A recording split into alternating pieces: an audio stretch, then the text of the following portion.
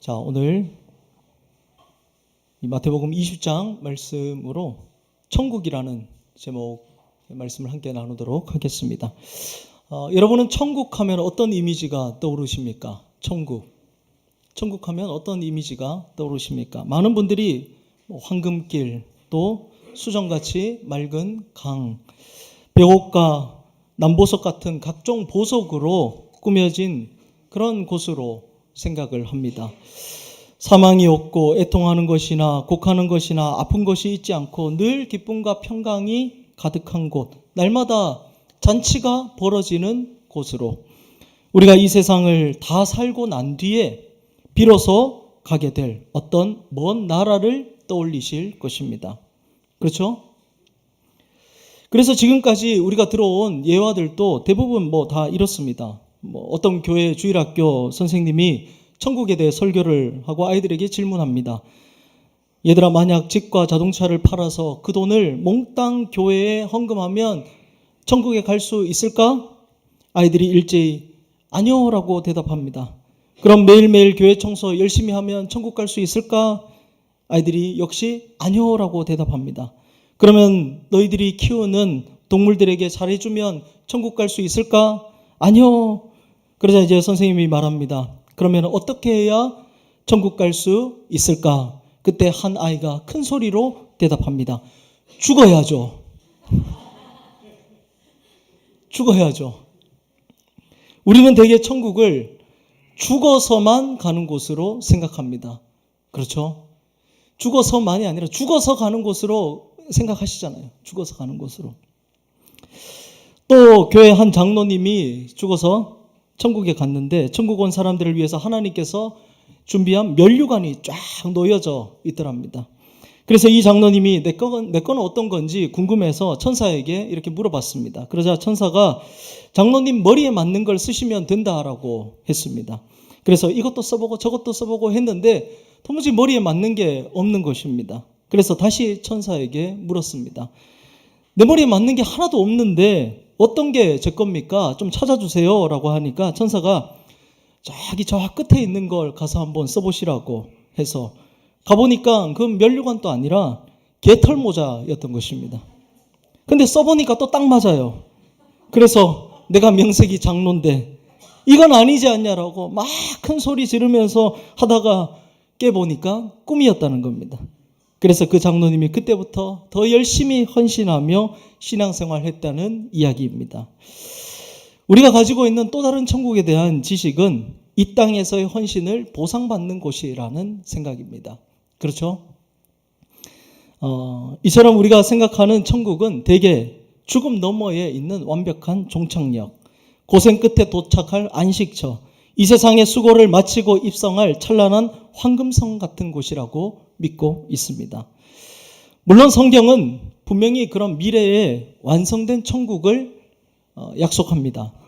하지만 여러분, 천국을 오직 죽어서 가는 어떤 장소로만 가두어 두게 되면 오늘 우리의 삶에는 심각한 문제가 생기게 됩니다. 어떤 문제냐?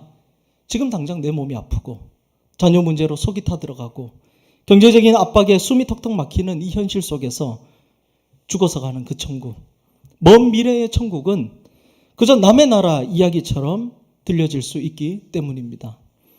나중에 천국 가면 행복하겠지만 지금 당장은 지옥 같은 삶에 체념하며 무기력하게 하루하루를 살게 됩니다. 나중에 천국에 가서 받을 보상을 생각하며 겨우겨우 하루를 버텨내는 삶을 살아가게 된다는 것입니다. 천국이 먼 미래의 약속일 뿐 오늘 나를 일으켜 세워주는 힘이 되지 못한다는 것입니다. 그런데 여러분, 과연 그럴까요? 예수님께서 말씀하신 그 천국이 과연 그런 곳일까요? 오늘 우리가 함께 읽은 본문은 예수님께서 우리가 흔히 생각하는 죽어야 가는 천국이 아닌 지금 이 땅에서 시작되는 천국에 대해 말씀하시는 내용입니다. 예수님이 보여주시는 천국은 어떤 모습일까요? 1절 말씀 우리 다시 한번 읽어보겠습니다. 1절 말씀 우리 함께 다시 읽겠습니다. 시작. 천국은 마치 품꾼을 얻어 포도원에 들여보내려고 이른 아침에 나간 집주인과 같으니. 아멘. 여러분 방금 읽은 1절 말씀에서 예수님은 천국을 무엇이라고 정의하고 있습니까? 천국은 마치 황금성과 같다? 죽어서 가는 낙원과 같다라고 하지 않으셨습니다. 또 천국은 포도원과 같다라고도 말씀하지 않으셨습니다. 놀랍게도 천국은 마치 집주인과 같다라고 말씀하셨습니다. 천국이 뭐라고요? 집주인과 같다는 겁니다. 집주인. 놀랍지 않으십니까? 천국을요, 지금 집주인과 같다라고 예수님께서 말씀하고 계십니다. 이게 무슨 말일까요? 천국이 어떤 공간의 문제가 아니라 누가 주인이신가의 문제임을 말씀하고 있는 것입니다. 예를 들어 여러분 아무리 대저택 좋은 집에 살아도 그 집주인이 무섭고 인색하고 악한 사람이라면 그 집에 사는 나는 천국일까요? 지옥일까요? 지옥입니다. 그곳은 지옥입니다. 반대로 비가 새는 작은 오두막이라도 집주인이 나를 끔찍히 아끼는 사랑 많은 나의 아버지라면 그곳은 천국입니다. 할렐루야. 예수님이 말씀하시는 천국은 바로 그런 것입니다. 하늘에 있어서 천국이 아니라 황금과 보석으로 만들어져서 천국이 아니라 거기에 어떤 주인이 계시느냐 때문에 천국이라는 것입니다.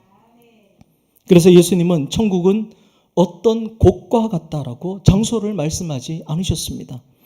천국은 마치 품꾼을 얻으러 나간 집주인과 같다라고 말씀하신 것입니다. 그래서 천국을 알려면 장소를 보지 말고 그 나라의 주인이신 하나님이 어떤 분이신지를 보라라고 말씀하고 있는 것입니다. 할렐루야. 이것이 오늘 말씀의 핵심입니다. 천국을 알려면 장소를 보지 말고 그 나라 주인이신 주인이 누군가, 하나님이 누구신지를 보라는 것입니다. 여러분 하나님이 누구십니까? 어떤 분이십니까? 오늘 포도원 주인의 모습을 통해서 우리가 하나님의 모습을 보기를 원합니다. 먼저 첫 번째로 하나님은 먼저 찾아와 부르시는 열심의 하나님이십니다. 먼저 찾아와 부르시는 열심의 하나님. 자, 오늘 본문에 등장하는 포도원 주인을 한번 가만히 살펴보면요. 이 예화는 잘 아시죠? 여러분 이 예화는 잘 아셔서 제가 예화를 따로 이렇게 설명하지는 않겠습니다. 오늘 본문에 등장하는 포도원 주인을 가만히 살펴보면 좀 이상한 점이 있습니다. 보통 큰 포도원을 운영하는 주인이라면 아침 일찍 인력시장에 나가서 일 잘하는 사람을 한꺼번에 이렇게 뽑아오거나 아니면 관리인을 시켜서 사람을 데려오게 합니다. 그렇죠? 근데 이 주인은, 오늘 이 포도원 주인은 좀 유별납니다. 아침 일찍, 1절에 보면 이른 아침이라고 되어 있죠. 우리 시간으로 하면 새벽 6시입니다. 이때 주인이 장터로 나갑니다. 그리고 거기서 끝이 아닙니다. 3절에 보면 제3시에도 장터로 나갔다라고 되어 있는데 오전 9시입니다. 제6시에도 난 12시죠. 제9시에도 오후 3시입니다. 심지어 해가 지기 직전인 11시 오후 5시에도 장터로 나간 것입니다. 여러분 주인이 왜 이렇게 자꾸 장터로 나간 것일까요? 포도원에 일이 너무 많아서, 일손이 모자라서일까요? 6절을 보면 주인의 마음이 나와 있는데요. 이제 곧 퇴근 시간인 오후 5시에도 여전히 장터에서 서성이는 사람들에게 주인이 묻습니다. 6절 말씀 보면 너희는 어찌하여 종일토록 놀고 여기 서 있느냐. 그때 그들의 대답이 가슴을 칩니다. 7절 말씀 보면 우리를 품꾼으로 쓰는 이가 없음이니이다. 이 말은 아무도 저희를 불러주지 않았습니다. 아무도 저희를 가치 있게 봐주지 않았습니다. 그래서 오늘 공쳤습니다. 빈손으로 집에 가면 채소식들 굶어야 합니다. 라는 그런 절망의 고백인 것입니다. 우리를 품꾼으로 쓰는 이가 아무도 없습니다. 주인이 장터로 나간 것은 일손이 부족해서가 아니었습니다. 장터에서 아무도 불러주지 않아 고개 숙이고 있는 그 한 사람, 그 인생이 눈에 밟혀서 나간 것입니다. 한 명이라도 더 이 풍성한 포도원 안으로 들여보내기 위해서 주인이 직접 발을 뻗고 나선 것입니다. 여러분 이것이 바로 우리가 믿는 천국의 주인이신 하나님의 열심입니다. 할렐루야. 여러분 우리가 착각하고 있는 것이 있습니다. 내가 하나님 믿었다라고 생각하고 있습니다. 내가 하나님 믿었다라고 생각합니다. 아니요. 하나님이 우리를 찾아내셨습니다. 요한일서 4장 19절에 우리가 사랑함은 그가 먼저 우리를 사랑하셨습니다. 아멘. 내가 예수 믿었다. 내가 내 발로 찾아왔다. 이런 착각하지 마시길 바랍니다. 내가 자격이 있어서 능력이 있어서 천국 시민으로 발탁된 것이 아님을 기억하시기를 바랍니다. 세상은 우리를 쓸모로 판단합니다. 공부를 잘해야, 돈이 많아야, 젊고 건강해야 불러줍니다. 하지만 하나님은 다릅니다. 세상이 이제 너는 끝났다, 너는 쓸모없다라고 말하며 외면한 그 시간에도 하나님은 우리를 포기하지 않으시고 인생의 장터로 찾아오십니다. 내가 너를 안다. 내가 너를 쓰겠다. 내 포도원으로 들여오렴. 여러분, 성경에 나오는 잃어버린 양 한 마리를 찾아 나선 그 목자 이야기 잘 아시죠? 99마리의 양이 안전하게 우리에 있는데도 목자는 그 한 마리를 찾기 위해서 험한 산을 넘고 가시덩굴을 헤칩니다. 효율성으로 따지면 99%를 지키는 게 맞습니다. 하지만 목자에게 그 한 마리는 전체 중에 하나가 아니라 대체할 수 없는 전부였기 때문입니다. 오늘 포도원 주인도 마찬가지입니다.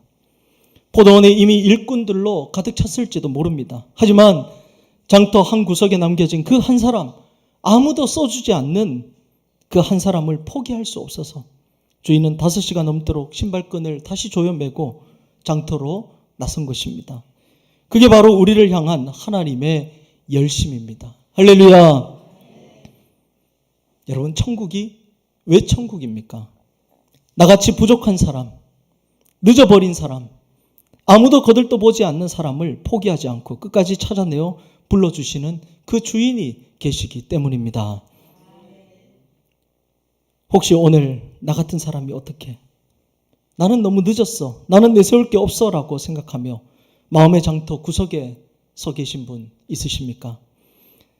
걱정하지 마십시오. 우리 주인인 하나님은 지금도 여러분을 부르고 계십니다.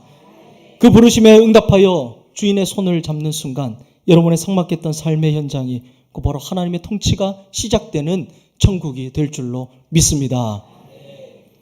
두 번째로 오늘 본문을 통해 볼 수 있는 하나님은 어떤 분이시냐 하면요, 성과가 아닌 존재를 귀히 여기시는 하나님이십니다. 성과가 아닌 존재 자체를 귀하게 여기시는 하나님이시라는 겁니다.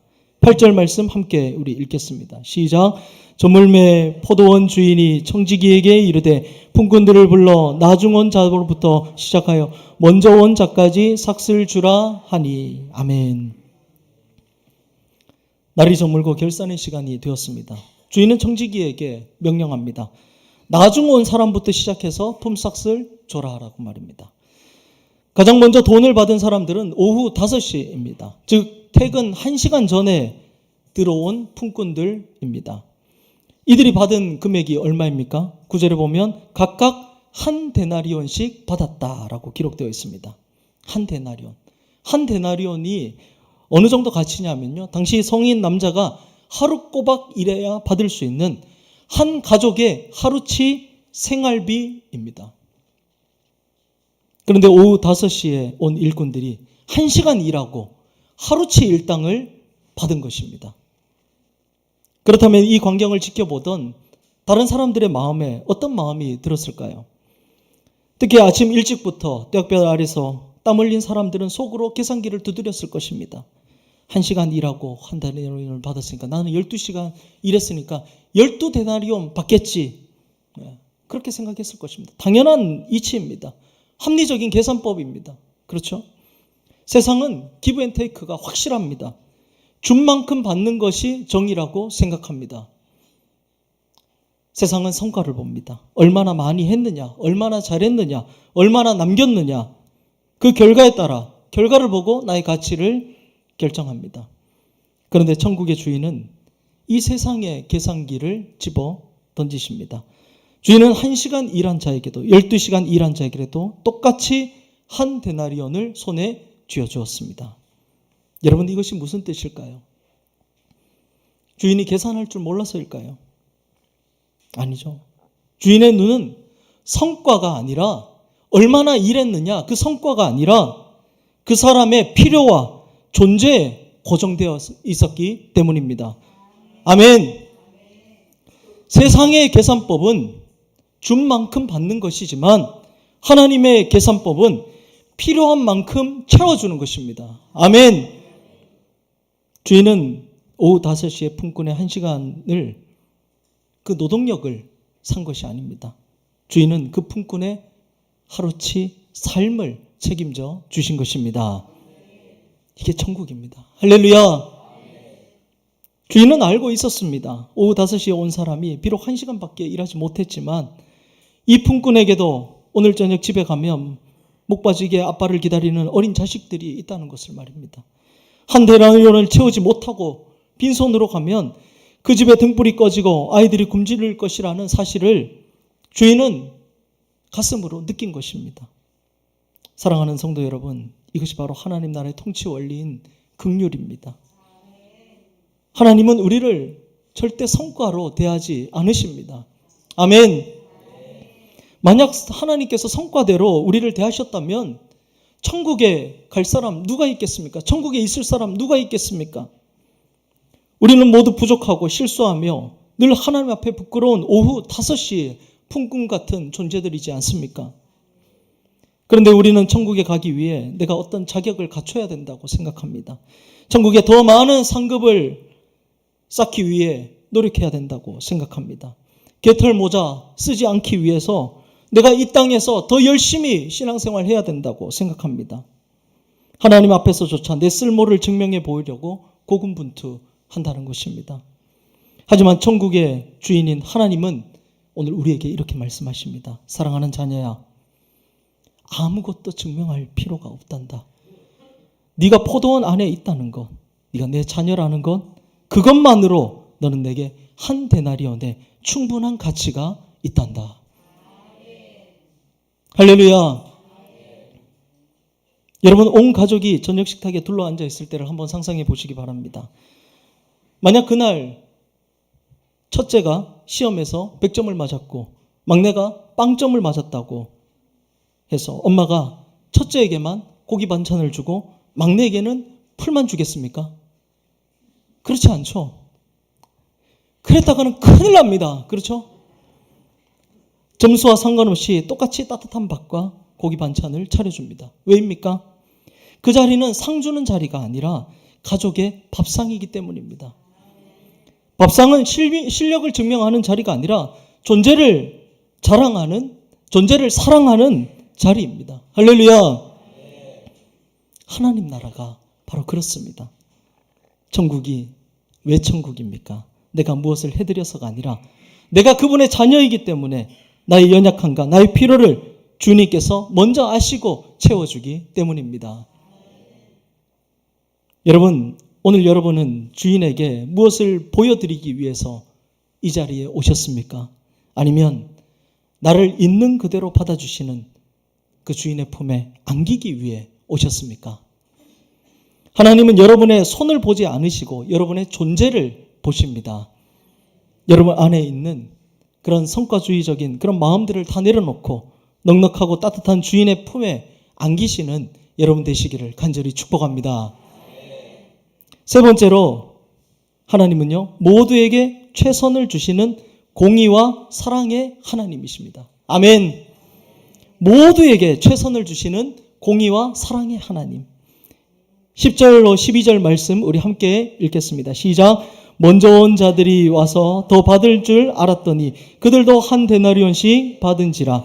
받은 후 집주인을 원망하여 이르되 나중 온 이 사람들은 1시간밖에 일하지 아니하였거늘 그들을 수고하며 도일을 견딘 우리와 같게 하였나이다. 아멘. 자, 주인의 파격적인 처우에 아침 일찍부터 온 품꾼들이 불평하기 시작합니다. 왜 아니겠습니까? 이들의 항변은 인간적으로 보면 당연한 것입니다. 이건 공정하지 않습니다, 주인님. 우리는 새벽부터 나와서 허리가 휘도록 12시간이나 일했는데 고작 1시간 와서 설렁설렁 일한 저 사람들과 어떻게 똑같이 취급할 수 있단 말입니까? 여러분, 이들의 불평이 어디서부터 시작되었을까요?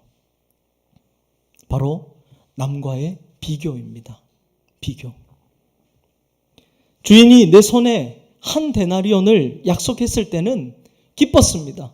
하지만 남의 손에 똑같이 들린 그 한 데나리온을 보는 순간 내 기쁨이 순식간에 사라지고 불평이 터져 나온 것입니다.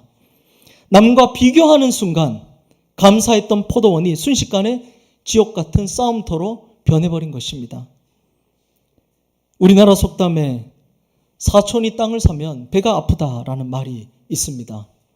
또 한국 사람은 배고픈 건 참아도 배 아픈 건 못 참는다라는 말도 있습니다. 이 말이 그냥 나온 건 아니겠죠. 우리 안에 이런 비교의식과 시기심이 있다는 것입니다. 성경에도 가인이 아벨을 죽인 것, 요셉의 형들이 요셉을 애굽으로 팔아버린 것, 사울이 다윗을 죽이려고 한 것, 한 달란트 받은 청지기가 그 받은 달란트 묻어둔 것도, 예수님 당시 바리새인과 서기관, 제사장들이 예수님을 십자가에 못 박으라고 한 것도 다 이런 비교의식과 시기심 때문이었습니다. 여러분, 세계에서 가장 행복한 나라가 어딘지 아십니까? 핀란드라고 합니다. 핀란드. 그런데 그 이유가 그들이 특별한 어떤 믿음이 좋아서도 아니고요. 돈이 제일 많은 나라여서도 아니랍니다. 이유가 뭔가? 바로 서로 경쟁하지 않고 비교하지 않아서라고 합니다. 여러분, 우리 안에 비교의식이 사라지면 행복이 임하게 됨을 믿으시기 바랍니다. 13절과 14절에 주인의 대답을 한번 보겠습니다. 13절과 14절입니다. 주인이 그 중에 한 사람에게 대답하여 이르되 친구여 내가 내게 잘못한 것이 없노라. 내가 나와 한 데나리온의 약속을 하지 아니하였느냐. 내 것이나 가지고 가라. 나중은 이 사람에게 너와 같이 주는 것이 내 뜻이니라. 아멘. 여러분, 이 말씀이요, 내 것 가지고 내 마음대로 하는데 네가 뭔 상관이냐, 상관하지 마라, 이 말이 아닙니다. 여러분, 이 말이 아닙니다. 이런 독재적인 선언이 아닙니다. 오히려 이 말은요, 나는 너에게도 최선을 다했고 저 사람에게도 최선을 다했다라는 사랑의 항변입니다. 할렐루야. 나는 너에게도 최선을 다했고 저 사람에게도 최선을 다했다라는 말입니다. 먼저 온 자에게 주신 한 데나리온은 그가 아침에 주인과 맺은 약속에 대한 신실한 응답이었습니다. 주인은 그를 속이지 않았고 정당한 대가를 지불했습니다. 그리고 나중 온 자에게 동일한 은혜를 베푸신 것은 주인의 선함에서 나온 특별한 배려입니다. 여기서 우리는 중요한 천국의 원리를 발견합니다. 하나님의 은혜는 상대평가가 아니라 절대평가라는 사실입니다. 하나님은 우리 각자의 사정을 누구보다 잘 아시고 우리 각자에게 가장 필요한 것, 가장 최선의 것을 주심을 믿으시기 바랍니다. 모태신앙으로 평생 헌신하신 분에게는 그 세월만큼의 깊은 은혜를 주시고 이제 막 주님 앞에 나온 분에는 그 갈급함에 맞는 은혜를 주십니다. 하나님의 사랑은 도토리 키재기 하듯이 나눠주는 것이 아니라 우리 모두에게 가득히 부어주시는 사랑입니다. 아멘. 그리고 주인은 15절에서 뼈아픈 질문을 던지십니다. 내 것을 가지고 내 뜻대로 할 것이 아니냐? 내가 선함으로 네가 악하게 보느냐? 우리가 하나님의 은혜를 계산기로 두드리기 시작하면 하나님의 선하심은 불공평함으로 보이기 시작합니다. 왜 저 집은 잘 되는데 우리 집은 이럴까? 왜 저 사람은 복 받는데 나는 이 모양일까? 비교하는 순간 우리는 천국의 주인이신 하나님의 성품을 오해하게 됩니다. 언젠가 이런 이야기를 들은 적이 있습니다. 대로를 두고 두 교회가 이렇게 마주보고 있었습니다. 한 교회는 장로교회였고 한 교회는 감리교회였습니다. 두 교회가 한 날 부흥회를 준비하고 서로 경쟁을 했답니다. 부흥회가 그리고 시작되는 날 감리교회 성도들이 생각보다 적게 나온 겁니다. 그래서 감리교회 목사님이 실망을 하고 있는데 부목사님이 그날 이 성도가 몇 명 나왔는지 보고를 하면서 이렇게 말했습니다. 목사님, 오늘 성도들이 이렇게 적게 나왔습니다. 하지만 기뻐하십시오. 장로교회는 우리보다 더 적게 나왔다고 합니다. 우리는 내가 잘 되는 것보다 남이 안 되는 걸 더 기뻐하는 것 같습니다. 하지만 여러분, 우리 하나님은 다 잘 되기를 원하심을 믿으시기 바랍니다. 아멘. 다 잘 되기를 원하십니다. 지난주에 그 월드사역 세미나를 다녀왔습니다. 사실 경기도 광주라서 거리도 멀고 바쁘기도 하고 해서 안 가려고 했는데요. 근데 주최하시는 그 강남중앙침례교회 목사님 그 한마디에 제가 바로 가기를 결심했는데 무슨 말이었냐면요. 우리 교회만 살아서 안 된다. 모든 교회가 다 살아야 된다. 그러니까 목사님의 작은 경험이라도 좀 전달해 달라라고 말씀하신 것이었습니다. 그래서 저도 잘 못하지만 작은 경험들을 나누고 돌아왔습니다. 근데 어제 설교를 준비하고 있는데 이번에는 포항중앙침례교회 목사님께 또 전화가 와서 같은 말을 하시는 것이었습니다. 포항에 있는 모든 교회가 다 살아야 된다. 대형교회만 살아서 안 되고 포항에 있는 모든 교회가 다 살아야 된다.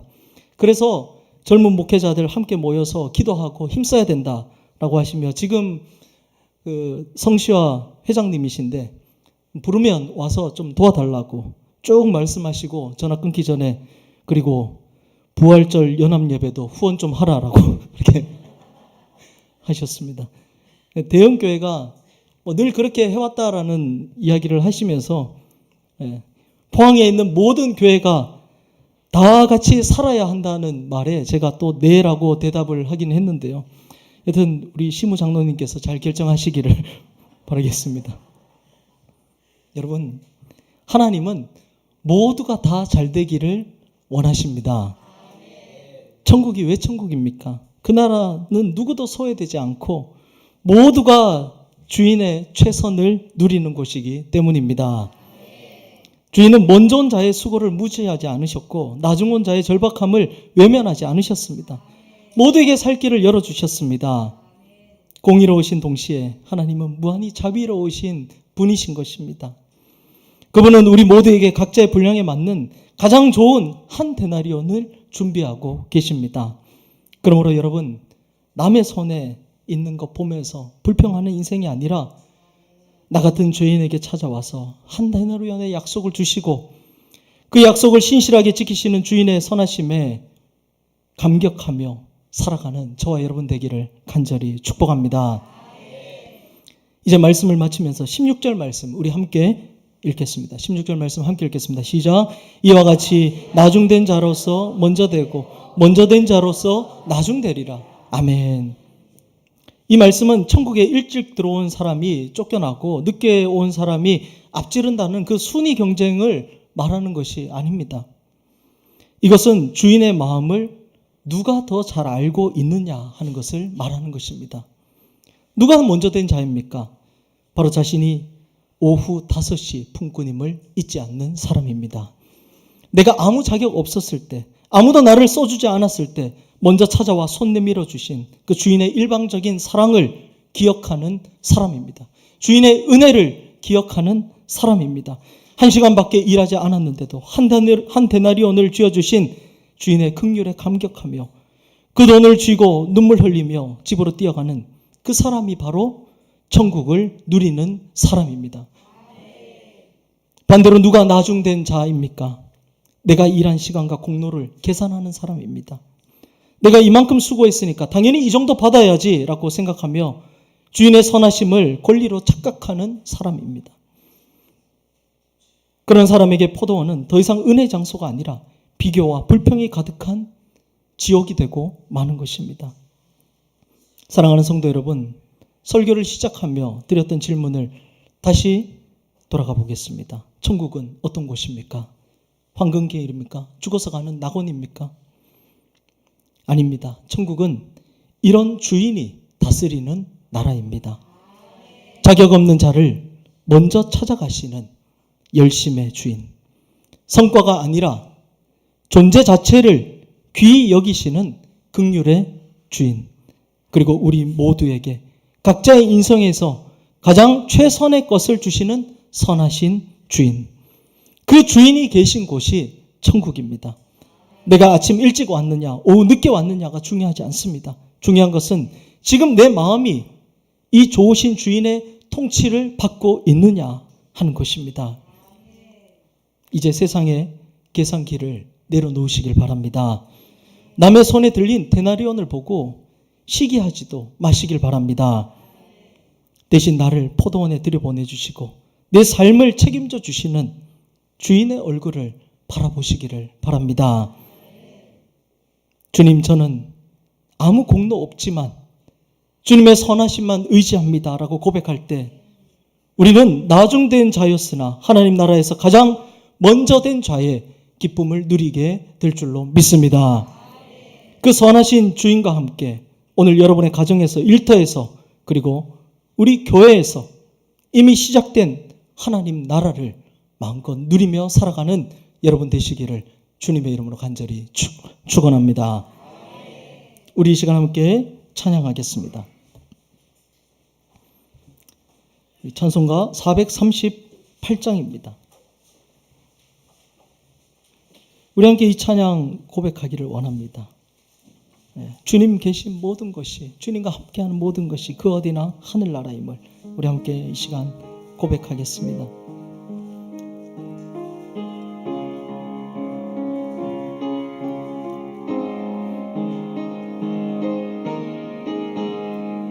내 영혼이 은총 입어 중한 죄지 벗고 보니 슬픔 많은 이 세상도 천국으로 와도다. 할렐루야 찬양하세. 내 모든 죄 사함받고 주 예수와 동행하니 그 어디나 하늘나라. 주의 얼굴 뵙기 전에 멀리 뵈던 하늘나라 내 마음속에 이뤄지니 날로 날로 가깝도다. 할렐루야 찬양하세. 내 모든 죄 사함받고 주 예수와 동행하니 그 어디나 하늘나라. 높은 산이 거친 들이 막이나 근거리나 내 주 예수 모신 곳이 그 어디나 하늘나라. 할렐루야 찬양하세. 내 모든 죄 사함받고 주 예수와 동행하니 그 어디나 하늘나라. 우리 이 시간 함께 기도하겠습니다. 말씀 붙들고 우리 함께 이 시간 기도하길 원합니다. 지금까지 내가 생각했던 천국, 죽어서 가는 천국, 상급을 쌓는 천국, 그 천국에 대한 이미지를 오늘 잠시 내려놓고 오늘 하나님께서 말씀하시는 그 천국을 우리가 기억하며 우리가 바라보며 나아가기를 원합니다. 자격 없는 자를 먼저 찾아가신 그 열심의 주인이 계신 곳, 성과가 아니라 존재 자체를 귀히 여기시는 그 긍휼의 주인이 계신 곳, 우리 모두에게 각자 인생에서 가장 최선의 것을 주시는 그 주인이 통치하시는 곳, 그것이 바로 천국임을 오늘 주님께서 우리에게 말씀해 주셨습니다. 어떤 장소가 아니라 그 주님께서 내 마음 가운데 있을 때 그곳이 바로 천국임을 우리가 기억하며 나가기를 원합니다. 이 시간 우리 함께 오늘 주님께서 주신 말씀을 기억하며 우리 함께 기도하며 나가겠습니다. 우리 주여 한번 외치고 함께 기도하겠습니다. 주여 아버지 하나님 감사합니다. 오 주여 아버지 하나님 감사합니다. 아버지 하나님 오늘 우리에게 아버지 하나님 새로운 시각을 열어주시며 주님 감사를 드립니다. 지금까지 아버지 하나님 내가 알고 있었던 그 천국, 죽어서만 가는 천국, 상급을 쌓는 그 천국에 대한 이미지를 아버지 하나님 오늘 잠시 내려놓고 하나님께서 보여주시는 그 천국의 모습을 바라보며 나아갑니다. 아버지 하나님, 오늘 내 삶에 아버지 하나님 주님께서 허락하신 그 천국의 모습을 바라보며 나아갑니다. 아버지 하나님, 열심으로 한 사람이라도 찾고 찾으시는 그 주인의 열심이 있는 그 천국, 아버지 하나님, 또한 성과가 아니라 존재 자체를 귀하게 여기시는 그 하나님과 함께 하시는 아버지 하나님, 그 천국, 우리 모두 각자 인생 가운데 가장 최선의 것을 주시는 그 주님께서 계시는 그 천국의 모습을 우리가 한번 그려보며 나아가기를 원합니다. 아버지 하나님, 주님, 그 천국의 삶을 오늘 내가 살아가기를 원합니다. 주여, 아버지 하나님, 오늘 내 삶 가운데 그 천국을 바라보며 살기를 원합니다. 주님 함께하여 주십시오. 아버지 하나님, 그동안 갇혀있던 나의 마음을 열어주셔서 아버지 하나님, 오늘 주님께서 말씀하신 그 천국으로 온전히 나아가기를 원합니다. 그 천국에서 주님과 함께 동행하며 주님과 함께하는 기쁨이 내 안에 있기를 원합니다. 주여, 아버지 하나님, 역사하여 주시옵소서. 아버지 하나님, 오늘 우리 모든 성도들 가운데 동일한 마음이 있기를 원합니다. 오늘 주님께서 열어주신, 오늘 주님께서 보여주신 그 천국의 모습을 함께 그리며 바라보며 나아가는 우리 모든 성도들 될 수 있도록 주여 하나님 인도하여 주시옵소서. 오 주님, 그러시기를 원합니다.